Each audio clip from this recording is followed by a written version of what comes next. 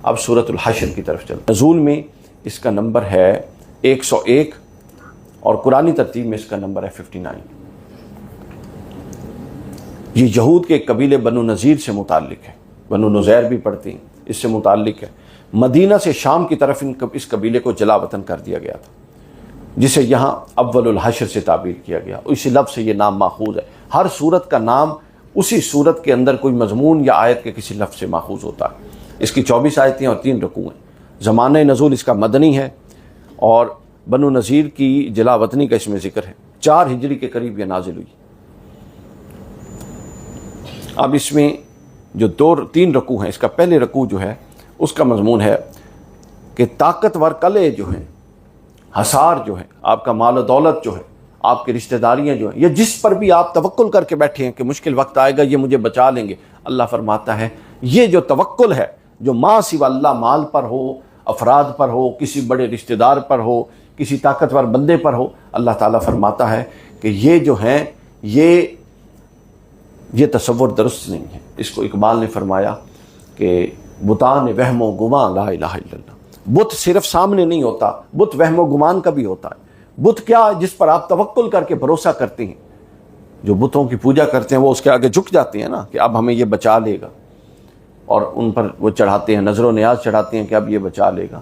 تو جو وہم اور سوچ ہماری جہاں پر آ کے مطمئن ہو جائے کہ فلاں ہمیں بچا لے گا، یہ چیز ہمیں بچا لے گی، اقبال کہتا ہے وہ بتان وہم و گمان کے بت ہیں۔ تو جس طرح شرک یہ ظاہراً بتوں کے ساتھ، ان پر توکل کے ساتھ آتا ہے، اسی طرح شرک بتان وہم و گمان میں اگر کوئی بت پل جائے اس پہ بھی آتا ہے۔ تو اللہ تعالیٰ نے اس رکوع میں بیان فرمایا کہ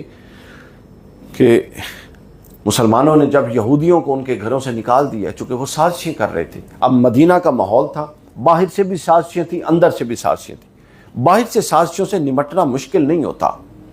باہر کا دشمن مینج ہو جاتا ہے، آپ کو خراب وہ کرتا ہے جو اندر کا دشمن، جو آپ کے ساتھ بیٹھتا اٹھتا ہے، جس سے آپ باتیں کرتے ہیں اور اپنی باتیں شیئر کر چکے ہوتے ہیں، جب وہ ڈی ٹریک ہوتا ہے اور دشمن بنتا ہے وہ زیادہ نقصان دہ ہوتا ہے۔ اس لیے رسول اللہ صلی اللہ علیہ وسلم نے قریش مکہ کو فتح کرنے اور قریش مکہ کے انسداد سے پہلے جو مدینہ کے اندر یہود کی سازشیں تھی ان کا انسداد لازمی قرار دیا اور پہلے ان کو مدینہ سے نکالا۔ اب جب ان کو مدینہ سے نکال دیا تو وہ یہ قرآن مجید نے یہاں پر بڑی خوبصورت بات کی۔ قرآن مجید فرماتا ہے وہ یہ سمجھ رہے تھے کہ ان کے یہ جو مضبوط قلعے ہیں یہ ان کو بچا لیں گے، یا قلعوں کے نیچے جو انہوں نے ذخیرہ کیا ہوا ہے مال یہ ان کو بچا لے گا، لیکن کسی نے ان کو کوئی فائدہ نہیں دیا۔ اور یہ تو اللہ فرماتا ہے دنیا میں سزا ہے، جو ان کی آخرت میں سزا ہے ابھی انہوں نے اس کو دیکھا ہی نہیں۔ اور یہ ایک اٹل قانون یہاں پر اس رکوع میں بیان ہوا، اور وہ یہ کہ ایسا برا وقت اس لیے آتا ہے کہ انہوں نے اللہ اور رسول سے دشمنی کی۔ آپ جب نافرمانی کی زندگی میں ہوتے ہیں، یہ بات ذہن میں رکھیں، دشمنی کے 2 درجے ہیں۔ ایک تو ہے براہ راست مخالفت، ظاہر ہے ہم وہ نہیں کرتے چونکہ ہم حکمی مسلمان ہیں، حقیقی مسلمان نہیں ہیں، یہ ذہن میں رکھ لیں۔ مسلمان کی 2 قسمیں ہیں، ایک حکمی مسلمان ہوتا ہے، یعنی ہم مسلمانوں کے گھر پیدا ہوئے لہٰذا حکمی مسلمان ہیں، ہم پر مسلمان والے احکام جاری ہو گئے فقہ کی اصطلاح میں۔ لیکن حقیقی مسلمان وہ ہے جس کا قلب اور باطن اور ظاہر اور باطن بدل چکا ہو، اور اس کی جو ترجیحات ہیں، اس کے رجحانات ہیں، وہ اللہ اور رسول کے ترجیحات اور رجحانات کے ماتحت ہو چکا۔ تو حکمی مسلمان ہیں ہم سب۔ تو یہاں بیان فرمایا قرآن مجید نے کہ جب تک تم اللہ رسول کی مخالفت میں رہو گے، وہ مخالفت عقائد کے ضمن میں ہوگی تو کافر ہو جاؤ گے۔ وہ مخالفت اگر اس طور پہ ہوگی کہ تم مانتے تو ہو کہ جھوٹ نہیں بولنا چاہیے لیکن جھوٹ بولتے ہو، تو یہ بھی مخالفت کی ایک صورت۔ تم مانتے تو ہو کہ نماز پڑھنی چاہیے لیکن نہیں پڑھتے ہو، تم مانتے تو ہو کہ غیبت اور چغلی میں اپنی زبان کو ملوث نہیں کرنا چاہیے مگر پھر بھی کرتے ہو، تو سمجھ لو کہ یہ بھی اس دشمنی کی ایک صورت ہے۔ اور قرآن کا یہ اٹل اصول ہے کہ دشمنی چاہے اوپر کی سطح کی ہو یا نیچے کی سطح کی ہو، دونوں دشمنی رکھنے والے کامیاب نہیں ہو سکتے جب تک کہ وہ اپنی اصلاح کر لیں، چونکہ آپ نے اس پورے وجود کے ساتھ کامیاب ہونا ہے۔ اور جب یہ وجود خود اللہ اور رسول کی مغابت میں استعمال ہو رہا ہے تو کیسے کامیاب ہوگا؟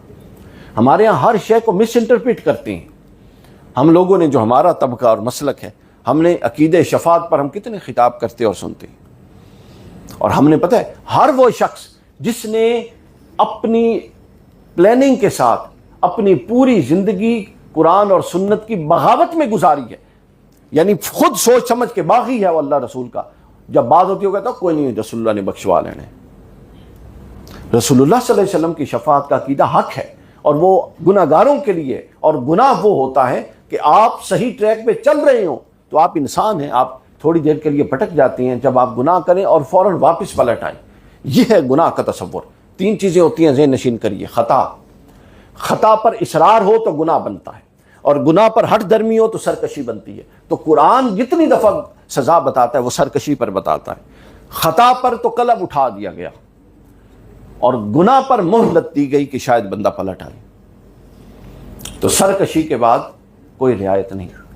تو لہٰذا ہمیں اپنے اس رویے کی اصلاح کرنے کی ضرورت ہے.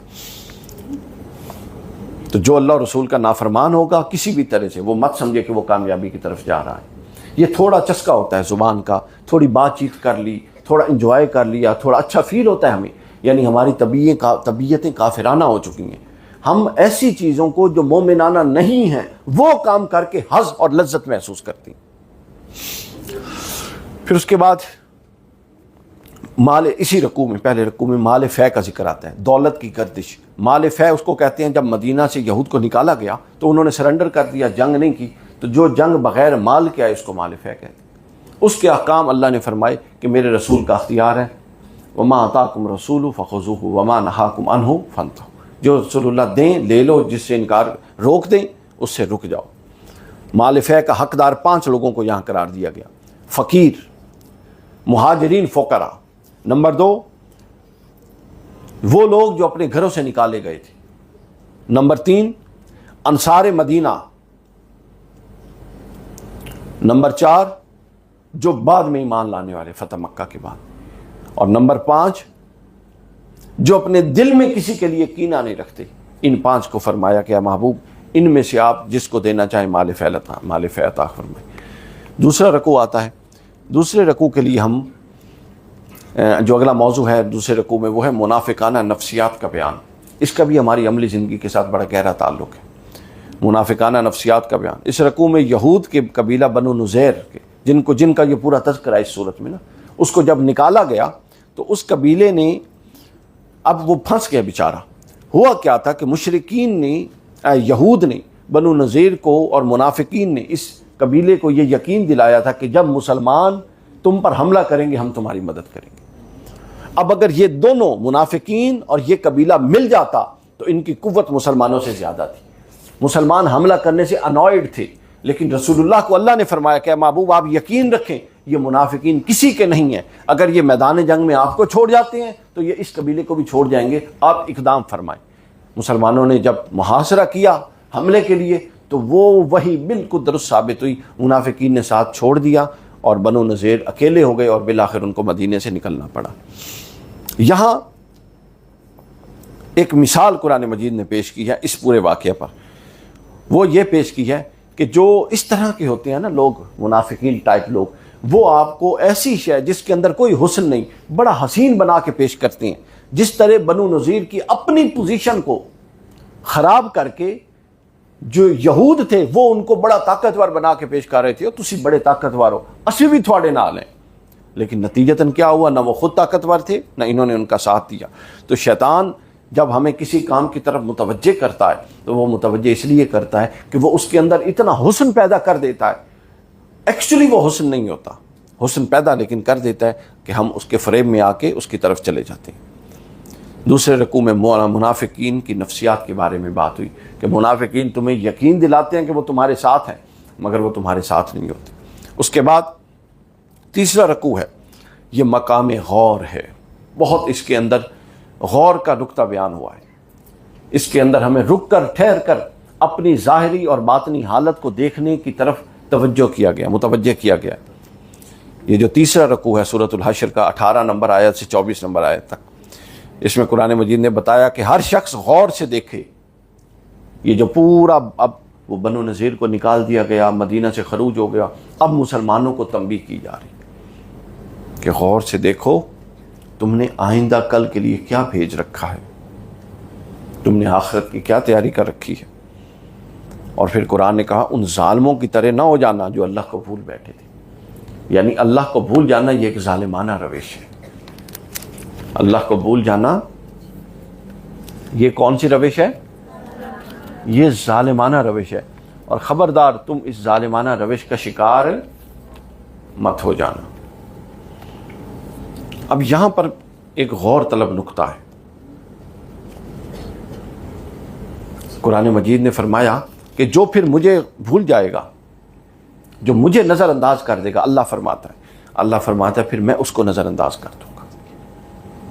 یہ بڑی اہم بات کہ اللہ تعالیٰ کا شعور، جو اللہ تعالیٰ کا شعور نہیں رکھتا اس کو خود کا بھی شعور نہیں رہتا، وہ اپنی صلاحیتوں سے بھی عاری کر دیا جاتا ہے، وہ اپنی زندگی کے مقاصد کے تعین سے بھی غافل کر دیا جاتا ہے، وہ بارگاہ الہی میں ہر خیر سے محروم کر دیا جاتا ہے، چونکہ ہر خیر اس کو ملتی ہے جس کا تعلق اللہ کے ساتھ قائم، چونکہ وہ تعلق کے ذریعے خیر آپ کو منتقل ہونی ہے۔ اگر آپ اللہ کو ہی بھول گئے، تو اللہ کی غیرت کا یہ تقاضا ہے کہ وہ بھی آپ کو بھول جاتا ہے۔ ہمارے ہاں کیا ہے؟ پیراڈائم الٹ ہے۔ ہمارے ہاں پیراڈائم یہ ہے کہ آپ بے شک جتنے بھولے رہیں اللہ آپ کا منتظر ہے، بے شک منتظر ہے، لیکن منتظر تو تب ہے نا جب آپ پلٹ کے آئیں گے۔ جب آپ پلٹ کے ہی نہیں آئیں گے تو وہ آپ کا منتظر بیٹھا ہے، اس سے کیا ہونا ہے؟ تو لہٰذا آپ نے پلٹ کے آنا ہے، آپ نے اپنی زندگی کو خود بدلنا ہے۔ ہم جانور نہیں ہیں کہ ہمیں کوئی پکڑ کے لائے گا۔ اللہ نے عقل، شعور، انبیاء، کتابیں، ہدایت، یہ سارا سامان دیا ہے۔ تو لہٰذا ان سب چیزوں سے ہم نے فائدہ اٹھانا ہے، ان سب چیزوں سے فائدہ اٹھانا ہے۔ اور ایک جملہ اشفاق صاحب سے کوئی کہا کرتا تھا کہ مجھے کیسے پتہ لگے گا کہ اللہ کی میری زندگی میں کیا حیثیت ہے؟ تو انہوں نے فرمایا کہ اللہ کی نظر میں تیری کیا اہمیت ہے، یہ اس بات سے پتہ لگے گا کہ تیری زندگی میں اللہ کی کتنی ویلیو ہے، تو اپنے فیصلے کتنے اللہ کی رضا کو مد نظر رکھ کے اور اس کی ناراضگی سے بچنے کے لیے کرتا ہے۔ اگر تیری پوری زندگی میں 24 گھنٹے گزر جاتے ہیں اور اللہ کا کوئی دخل ہی نہیں ہے تو سمجھ لے کہ تیری نظر میں بھی، اللہ کی نظر میں بھی تیری کوئی ویلیو نہیں۔ یہ بالکل درست ویسا ہی معاملہ ہے۔ پھر اس کے بعد قرآن مجید نے اسی موضوع کو آگے بڑھایا کہ تم غافل مت رہو۔ قرآن نے فرمایا کہ کوئی جنتی دوست کی برابر نہیں ہو سکتا۔ یہ قرآن کا ایک موضوع ہے، بہت سارے مقامات پر آیا۔ حل یستوی الذین یعلمون والذین لا یعلمون، عالم اور جاہل برابر نہیں، ذاکر ذکر کرنے والے اور غفلت میں پڑے ہوئے برابر نہیں، جنت میں جانے والے اور دوزخ میں جانے والے برابر نہیں۔ کیوں؟ چونکہ جو جنت میں جانے والے ہیں انہوں نے اپنی زندگی کا ایک مقصد تعین کیا ہے، اپنے آرام کو تج کیا ہے، اپنی بے آرامی اپنے اوپر مسلط کی ہے، محنت کی ہے، ریاضت کی ہے، کمیٹڈ تھے اپنے مقصد کے ساتھ۔ تو کیسے ہو سکتا ہے کہ ایک شخص جو ساری زندگی کمیٹڈ رہا اور ایک شخص جو ساری زندگی کمیٹڈ نہیں رہا وہ برابر کیسے ہو سکتے ہیں؟ نتیجے میں سوال ہی نہیں پیدا ہوتا۔ آخر پر، اس رکوع کے آخر پر قرآن مجید نے بیان فرمایا کہ اس کے بعد قرآن کے اثرات، یعنی اگر کوئی غافل ہے، غفلت کا موضوع چل رہا ہے نا، اگر کوئی غافل ہے تو قرآن کہتا ہے کہ یہ اتنی عظیم الشان کتاب تمہارے پاس ہے، تم خوف کے مارے، دہشت کے مارے، اگر یہ کسی پہاڑ پر نازل ہوتی تو وہ پھٹ جاتا، لیکن حیرت ہے کہ یہ تمہارے دل پر اثر انداز کیوں نہیں ہو رہا۔ قرآن مجید کو پڑھنا بہت ضروری ہے بچوں، یہ بات ذہن میں رکھ لیں۔ اگر آپ کا تعلق، آپ کتنی کتابیں پڑھتے ہیں کالج میں، درس نظامی میں، کتنا کچھ پڑھ رہے ہیں، ہر کتاب آپ پتہ کس لیے پڑھ رہے ہیں؟ تاکہ قرآن کو پڑھنے اور سمجھنے کے قابل ہو جائیں۔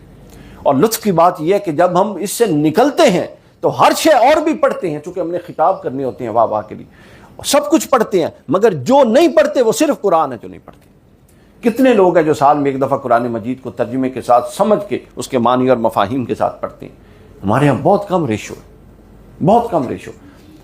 ایک کتاب ہے جس پر گریبان پکڑ کے ہم سے پوچھا جائے گا، باقی کسی کتاب سے متعلق نہیں پوچھا جائے گا، اور وہ ہے قرآن۔ یہ کتنی دفعہ پڑھا، قرآن مجید سے تعلق نہیں، اس سے پھر نقصان ہوتے ہیں۔ تو یہاں قرآن مجید نے کہا کہ یہ تو پہاڑوں کو چیر دینے والا اتنا متاثر کن کلام تھا، لیکن اے انسان تو اس سے متاثر نہیں ہوتا، یہ تیرے دل پر اپنے عظمت کے نقش کیوں نہیں چھوڑ رہا؟